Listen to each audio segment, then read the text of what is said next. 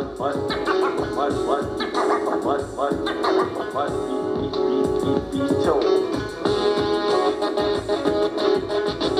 one particular day when I came home from school, I usually go home and practice, and I was playing music a little bit too loud, and my mom came and banged on the door, boom, boom, boom, boom, boom.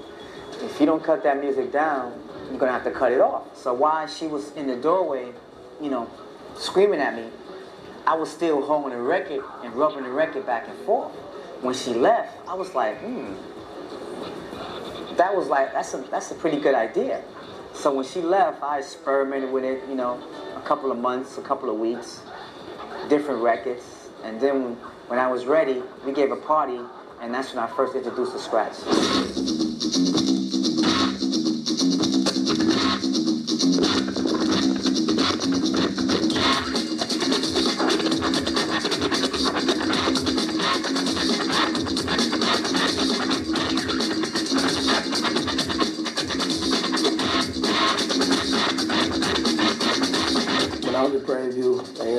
This cat named R.P. Cola, who brought 2 copies of 5 Minutes of Funk by Houdini and Friends, and he just started cutting up the beginning of the 5 Minutes of Funk. And he had the little felt pads and everything. I had already seen hip-hop being done, like on, there'd been footage like that show Graffiti Rock, but to see somebody in Texas actually do it in my face at school was like, I was like, oh man, this dude is actually doing what I'm seeing on TV and stuff, and he's actually making it come to light at Texas. And I stepped to him and was like, yo, man, you gotta show me how to do that.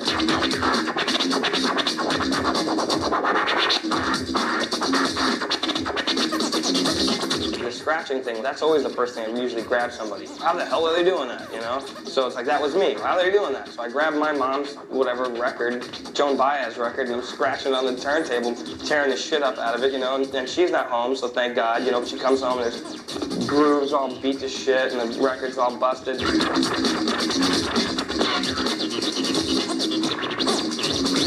My dad used to hide his needles in these attaché cases that my mom had. And he would hide the needles there and lock them up. And my brother would pick the lock and take the needles out and stuff like that and set them up on the turntables and call his friends over, and his friends would just bring massive records, like crates of records and stuff like that.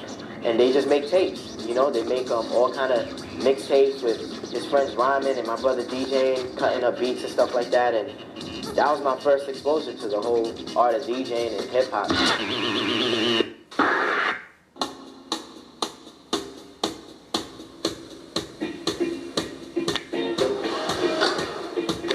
A lot of people get rap and hip hop mixed up. It's 2 totally different things.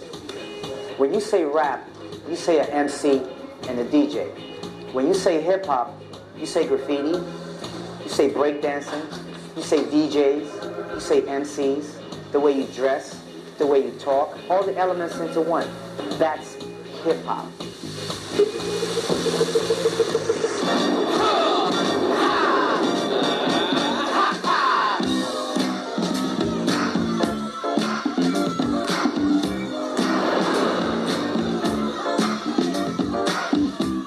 The famous Browns River houses, the home of hip-hop. We also used to say the home of God, and also Little Vietnam. It was crazy at one time, with even police when they come in. We had a lot of gang violence happening at the time.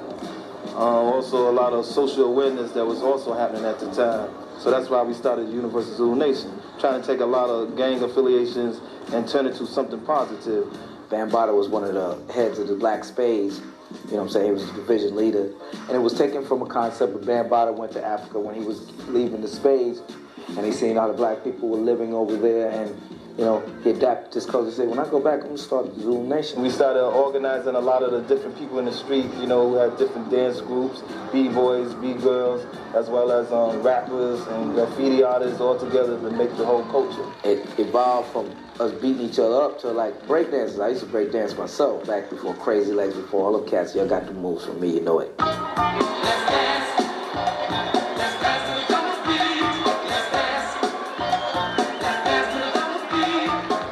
I guess it was 73, and a lot of these DJs, they were basically playing, kind of like a disco club type of thing, a lot of stuff that was being played on the radio, a lot of popular stuff. And out of all of that came this rebel, Kool Herc. He wouldn't play that main album cut. He would play a break from a song inside the album. So it was like beats and rhythms and, you know what I'm saying, his style was, he was like God. The breakbeat is that part that you look for in a record that let your God self just get wild. And then as soon as that breakbeat leaves, you say like, it's only a minute, it's only 30 seconds, you know, you want to hear some more. So that's where the hip hop DJs came in and started making that beat, that breakbeat, that stripped down funk, that span longer and longer, so you could just get crazier and crazier and crazier on the dance floor. So that inspired me right there. I was like, okay, I got this 15-piece drum set upstairs that I took for since I was 8 years old, building up, you know what I'm saying? Now I gotta make room for some turntables. One day I'm upstairs, bam's turntables, drop, broke. So Aziz, who was one of the original members of the Zulu Nation, he's like, yo man, Bam needs your turntables.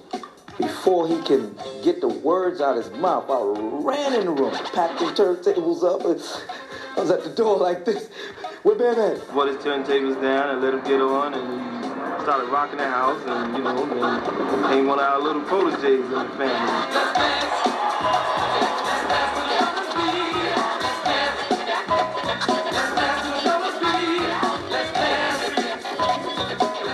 Jazzy J, Red Alert, Ran Was Dead or DST. All of them had their different characteristics that just blew up the turntable. The DJ was the source of the energy because it was his responsibility to find the music, the selection of music, what type of rhythms that the people would feel in the audience. And there actually were no MCs, it was just the DJ. We would never get on the mic and start saying a rhyme. The only time we would pick up the microphone is when we would say, if you own a green truck outside, please move it, or Jerry, your mother's at the door. And it was a DJ who had to give the right of passage to the MC to even pick up a mic at his set. I was walking down the street just a humming to the beat, and everybody else was a doing the freak. Then they asked me about another MC. I said a wimp and a wham. I don't give a damn. Look like a jelly, but they call it a jam. You know? The MCs were just more or less there to get the people involved. And like we would create the crowd participations, you know, all the hoes, say ho, you know, anything that had to do with the crowd was where the MC, the master of the ceremony, got involved. The DJ was the backbone, and we were the arms, the legs, and everything else to make him colorful. And they say that the big DJ race their door is running in first place. From the left to the right, he's out of sight. From the right to the left, he is the death. From the front to the back, he's not the rap. Vis-a-vis, he's got his back to get down. If a person wants to get an understanding of how hip-hop was back then, the best thing is to look at Wild Style because, you know, that was how it was done. You're not going to get to see Grandmaster Flash, you know, cutting in his kitchen. That wasn't like part of, you know, somebody wrote a skit or something and said, well, this is what we're going to do. We're going to have him put his turntables in the kitchen. No, they were in the kitchen. A lot of the clubs further down in Midtown Manhattan, they never wanted to book no MCs or DJs. As time went by and they found out that we were making money, that's when they started booking us. Things started being pushed, getting pushed more downtown. That's when a lot of the punk rockers started coming up, hanging with us and partying among black and Latinos, where everybody thought it was going to be some type of racial violence and this and that. But as Uncle George Clinton said, one nation under the groove. We interrupt this record to bring you a special bulletin. The reports of a flying saucer hovering over the city have been confirmed. I